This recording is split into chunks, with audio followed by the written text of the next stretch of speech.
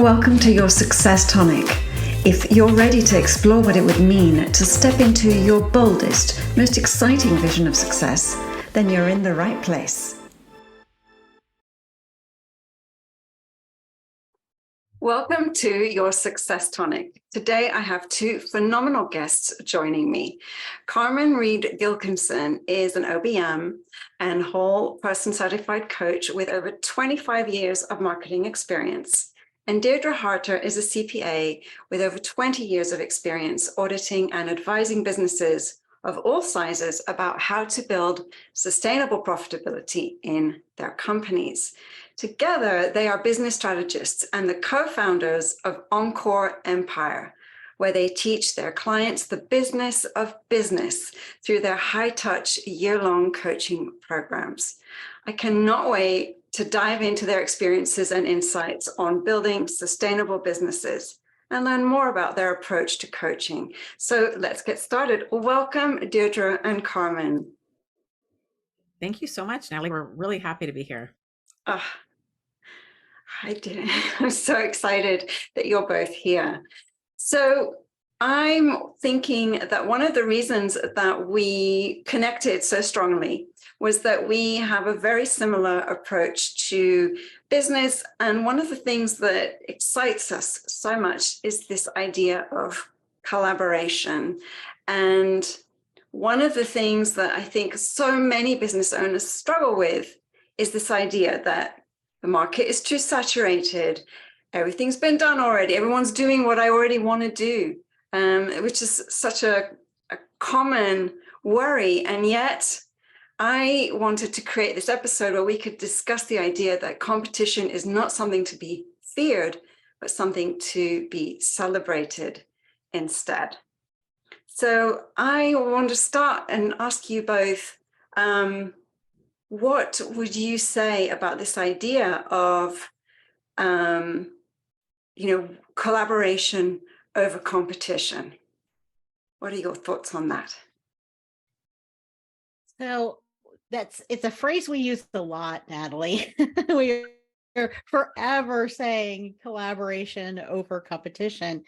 And, there are several pieces and parts to that. I think a lot of it is a mindset issue. So a lot of entrepreneurs, we're already starting with mindset issues to begin with. And then when we start looking at everyone else, then we're feeling less than. And one of the things that we ourselves and we like to help other people do is to use an inside out approach where we're starting from the inside. And so that's where all of our power and our answers lie, as opposed to looking on the outside. So it's really the first step, I think, is that mindset issue, is to just kind of flip the script and say, instead of this being a deterrent, how can I make this something that actually helps me succeed in my business? Yeah, I think that's a great way to look at it. And that's what we encourage our clients to look at. And another thing, when we talk about a really highly saturated market, it's actually the sign of a healthy market. If you are the only one on earth doing something and trying to sell it, you're going to have a lot harder time doing that if there's not a market for it. So the fact that we're in a market that is saturated means that there are people wanting help with that. So it's actually a good sign. And then there are 8 billion people in the world. Like, how many of those can Deirdre and I serve? And how many of those can each of us serve? Like, nobody can serve everybody. And of course, not all 8 billion might be your target market, but it still factors through, right? There's no way we can serve everybody who needs our help. So it's great to know other people who do the same thing and provide quality service, so we can say, you know what, I'm not able to serve you at this time, but I have a great referral source for you. I love that. I agree with you 100%. I do think that, market saturation is just an idea. It's not real. And if there's a lot of people needing a service, then that means that there's a big need, as opposed to a limit. This idea of there's going to be a limit to the capacity either of people to serve or the people who need something is not really a real fact, right? It's just an idea. And so using it more as an inspiration to about what's possible rather than keeping it as a way of limiting ourselves is such a wonderful way of thinking about that. So in what ways would you say that you could speak to this idea of someone who, would traditionally think about, someone as direct competition, right? If we want to, think about it more like you're doing the exact same thing, in what way would you speak to someone to help them see that competition is not necessarily a threat to them? So, when we talk about direct competition, I think that there's some confusion there about what that means. And of course, this does, depend on your business model and who your ideal client is. Like there, obviously, if you have a pizza franchise, that is a little more direct competition, right? Papa John's compared to Domino's, like that pretty much is direct competition because yes, there are some slight differences and nuances, but it is pretty much the same product. And I think that this direct competition thing comes in a lot more in play with product-based businesses. But when we're talking about service-based businesses, as entrepreneurs, we bring our own experience in life, our professional experience, our personality. That's what makes up our services. And therefore, there is really no such thing as direct competition because no one is you. And so when we are all a market of one, really. And so we might provide similar services, but it is never, ever going to be an exact type of service that we all provide. Yeah. And to add to that, that's what we want to lean into is our difference. And I think what happens is a lot of times people get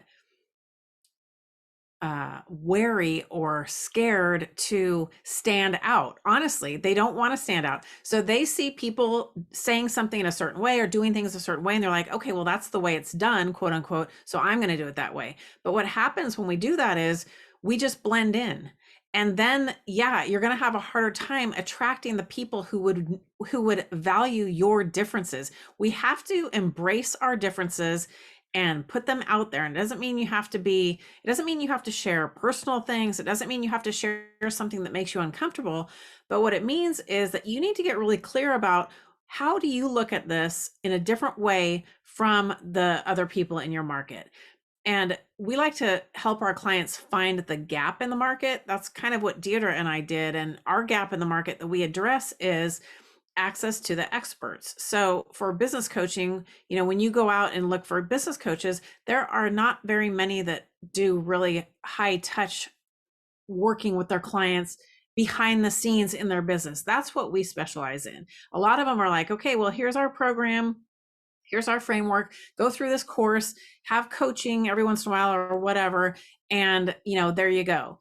And we take it to another level. And we do that because we experienced on our own and when investing for our own growth in our business, that same thing. And it's frustrating when you invest a lot of money in something and you don't feel like you're getting the customized guidance. So when you can look at your market, whatever market you're in, and you can say, like, what are the main complaints of the clients that go through that market? Are they're not getting what they want, or everyone's teaching them this, but it doesn't work for them, or whatever those things are, those are gaps in the market when you hear more than one. Of course, market research requires collecting a lot of data, and it's actually a lot of fun because you can find out what is missing. And then you can say, okay, I can fill that gap. Or you might automatically be able to look at the market and say, man, I noticed that 99% of people in this market talk about this in this way, and I don't believe in that.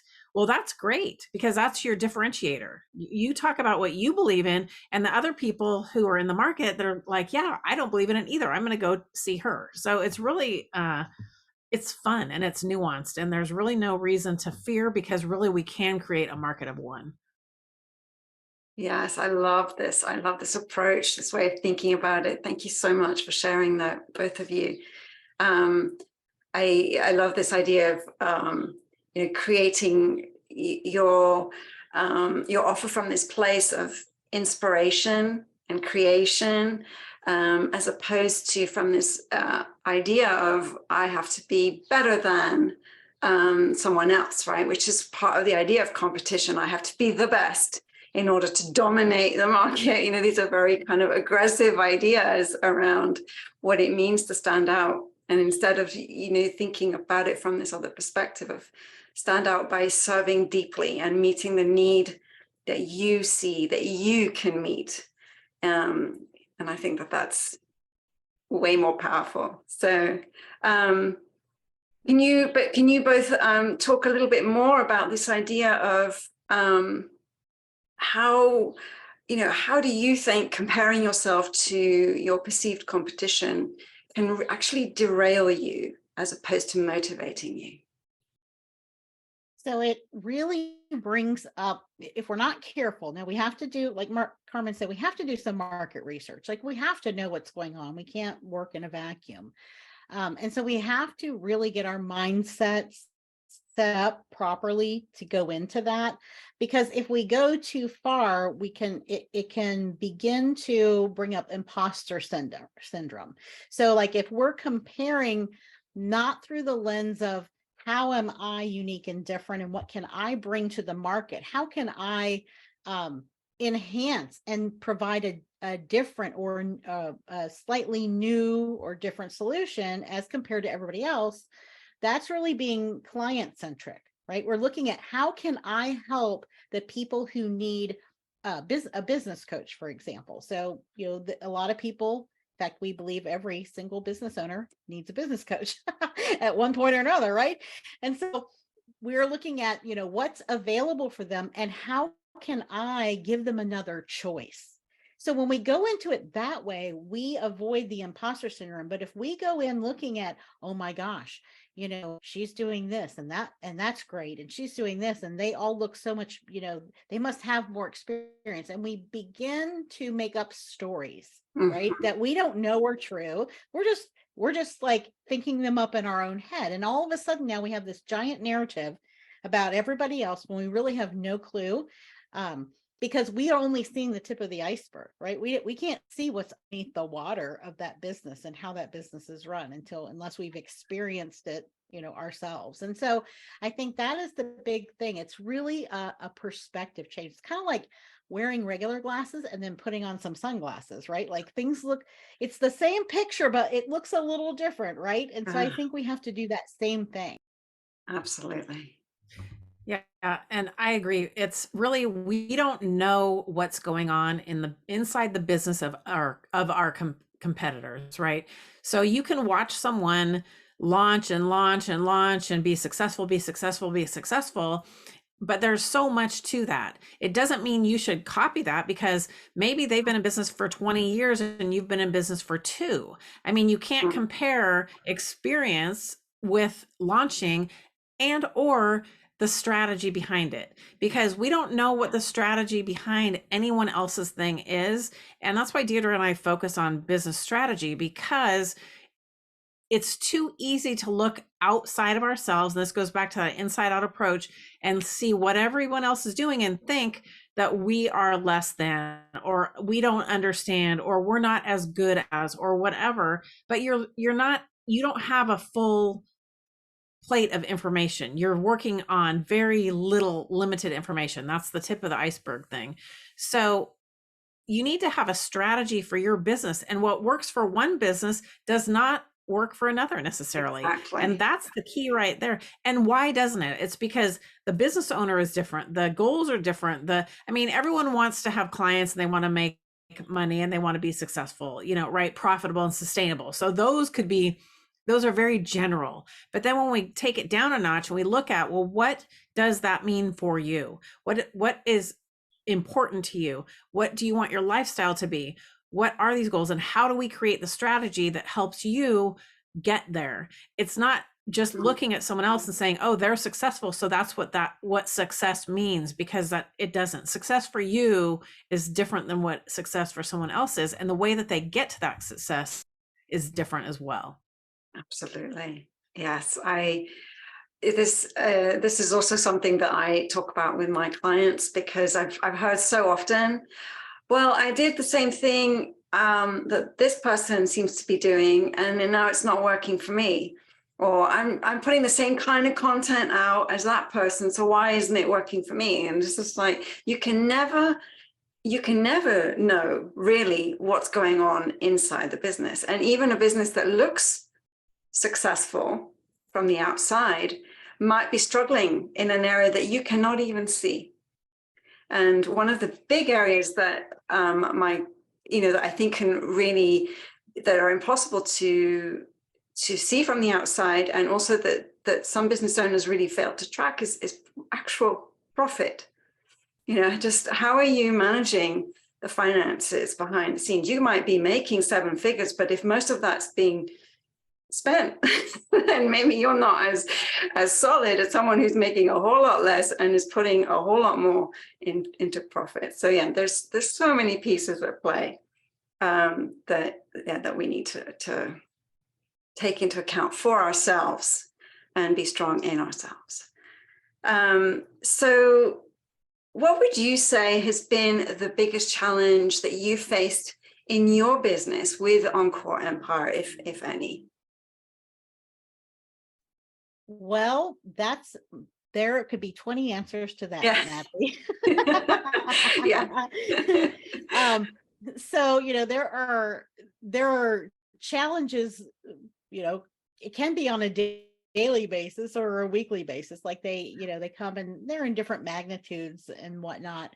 But I think that let me talk about how we've overcome all the challenges, since there are so many. It's really about, we go in, Carmen actually taught me this. I knew it, but I wasn't really practicing it until she and I got together. And she always says that you go into everything with curiosity. And so when you have this curiosity mindset, rather than something happening and you're like, oh no, the sky is falling and, this is just going to ruin everything. It's really about, I wonder how we could take this and turn it around. So that's the difference in the mindset. And so I think that's the huge piece of it, is really about how you're looking at it. And then I'd say the second thing is getting, if we can't come up with the answer, go find someone who can help you get the answer. And I want to bring that around to what our competition can do for us. This is another benefit that people may not have thought about before, but when you are embracing people who are in your same space, that's where you can really support one another. If everyone has the mindset of there's enough for all of us, then those are the exact people you want to be in conversation with to support one another, because what we have as a challenge, maybe that we've learned to overcome, could be something that maybe you're struggling with and you don't know how to overcome it. But when we get into conversation, we can share that with you. So when everyone is of this mindset of let's support one another, and we're very passionate, I know you are too, Nathalie, about helping women in business. And so if we want to help all women in business, as Carmen said, none of us individually can do that.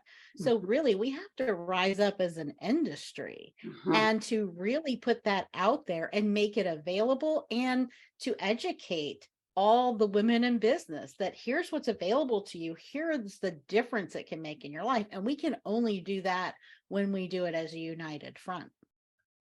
Yeah, I would agree with that. And to speak to the challenges we have had every challenge that every other business owner has had. Yeah. So we have overcome a lot, but Deirdre and I met in 2020 and we launched our business during the pandemic, and we started from zero. So we fully understand. And I was working full time back then and doing this as a side hustle, and then we grew it. We were able to work on our marketing. We have skills that we brought together. So we aren't brand new at business, but we still had to look at everything with curiosity, determine who is our ideal client, why are they ideal, what are their needs, how can we serve them, the same thing. And as far as that goes and market research goes, that's something that never changes. So I think a lot of times people think that, okay, well, I already did that ideal client language thing or my ideal client avatar way back when, so I'm done with that. But you really don't know. You always have to be in direct contact with them. Either they're your clients or you're really doing a lot of market research, because everything shifts and changes, and everything that happens in the world affects your audience, right? And so their perspective on things, their feeling of the ability to invest or not invest is affected by the economy or whatever else is going on. So we have to learn how to ride the tide, whatever the tide is. And I think that's where people who aren't perhaps business minded believe, or they maybe have a false belief that once you learn something, you're done. And like, people want a plug and play answer. You know, they want it to be direct and black and white. And it's just not that. You have to ride the tide, and it makes you a much more robust and successful entrepreneur when you're able to meet the audience where they're at based on what's going on in the world and address that. And so it's kind of like, it's fun. I think it's fun because you get to see what's happening. Okay, this is happening now. Our sales have dropped a little bit because of this. How are we going to fix this? And then once you learn how to do those things, you navigate waters, so to speak, and the challenges and the, waterfalls or whatever we have to go through, and you're successful. Well, then you're just building on your toolbox, and you are able to navigate better, faster, and more in the future. And that's one of the benefits of being an entrepreneur, is we are so flexible and agile. We're able to do this stuff. So once you learn how to do it, then you're just setting yourself up for success no matter what. Absolutely. I think that this flexibility is so key. It's not like a checklist, did this, and now it's set in stone and this is it. You do have to be constantly adapting and evolving as a business as well, right? And I think that for those of us who are creative, and let's face it, most entrepreneurs are very creative, then that when we embrace that, that's just so exciting, right? Rather than overwhelming. It's like, I get to grow with my business. I get to bring in the things that I've mastered, and I can now kind of evolve the whole vision alongside it. And so, yeah, I love this idea of it allowing us to grow personally as well, and that ultimately that this just allows us to be better and better. We just keep getting better and better at what we do. And then ultimately, so does our competition, right? People who are with us in the entrepreneurial world, they're also like doing the same thing. Yeah. So I'm wondering if you have a special resource or some advice that you could share with listeners to help them sort of think about this a little bit more deeply. So we, all of this that we're talking about, it's, market research, but I think the biggest area where this competition issue comes in, it's in our marketing, right? Because that's the thing that we all see. We can see what other people in our industry are marketing. We don't see the behind the scenes part. We don't hear the conversations that they're having, but we can see the marketing. And so I think this is the area where if the scarcity mindset's going to rear its ugly head, this is where it's going to happen. It's going to be in the marketing, because we're putting on top of that the fact that it changes so quickly on social media. We're always hearing about this new platform, or the algorithm over here has changed. And so that, plus just the tech challenge, like technology changes so quickly, right? 1 minute we've got, Facebook's got one area for you to go. The next minute, now it's called Meta. Now they're like, that's going out and something else is coming in. So it's like, you just never really know. And for most of us, our businesses, we are not, there could be some marketing agencies listening, but majority of the businesses, unless you are a marketing agency, marketing is not the thing you're keeping up on every day, all day.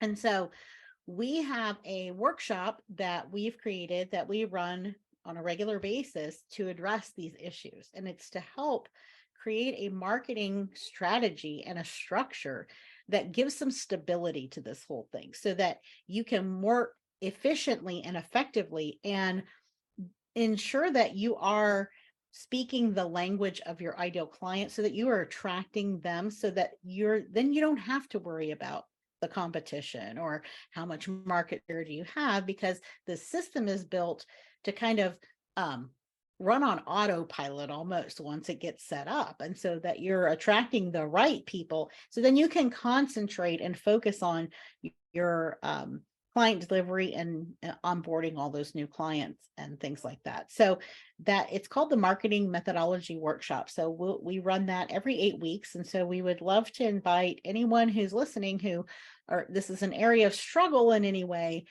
to join us for this complimentary workshop. And then we'll help you set up this system so that you can let that run. And it will make from all the hundreds of women who've been through it, they said it makes a tremendous difference in their marketing strategy. Yeah. And to join us, you can just head over to encoreempire.com/MMW for Marketing Methodology Workshop. Fantastic. Thank you for sharing that. I know that is so crucial. When people are stuck in their marketing, it just creates so much inertia and difficulty and stress. So getting that clarity on this piece is amazing. So thank you for sharing that. So before we wrap up, I do want to ask you both, how has your definition of success evolved over time, and why has it evolved? I think I'll start, and I think Deirdre probably feels this. I think our definition of success, and this may be just the age that we're at, but it's more about balance. And I'm not going to say, I don't know that there's always a perfect balance to work life, but it's about being able to practice self-care and spend time with your family and do things that lights you up, as well as running a successful business. For me, if we can do all of that, then it's great. And I think that that's something we strive to do by the schedules we set and the way that we run our business. Yeah, I definitely agree with that. I know that earlier in my career, when I was in public accounting, back then my success was all based on the dollar, right? Like, what's the profit? What's the bottom line? Which, that kind of makes sense for someone in accounting, right? Like, we're numbers focused. But I have learned through my experience that it is much more than that. That is an important component. So I think success is really a formula, and we all have to create our own formula for what that means. And we do have to have the profit as a part of it, because if we don't, if our income is limited, then our impact is limited. So if you're in a service-based business and your part of your mission and your vision is to make an impact in the world and to help other people in whatever area that you're an expert in, we have to have that income. But as Carmen said, we have to have a life that we live first. And I think that was for me, the biggest draw to entrepreneurship is I wanted freedom more than anything else. I wanted the freedom to be able to live my life first, and then I will let my business support my life, as opposed to the other way around, where it was that, my employer thought that, my career and the business came first. And if I could manage to live my life around that, well, so much the better. But that was really the opposite of how it should be.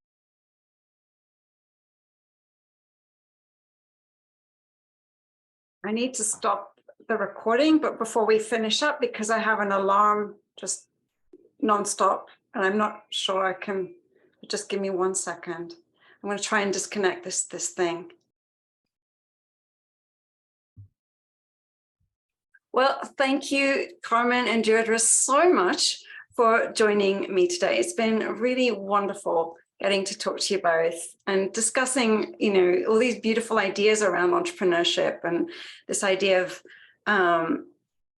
real abundance that comes when we follow our creativity and we start to think about supporting one another rather than really being in opposition to other people, and seeking out how we bring value to others through the things that we're doing. It's just a beautiful foundation for our business. So I hope that you've that listeners have had some inspiration from our conversation today. I know it's inspired me.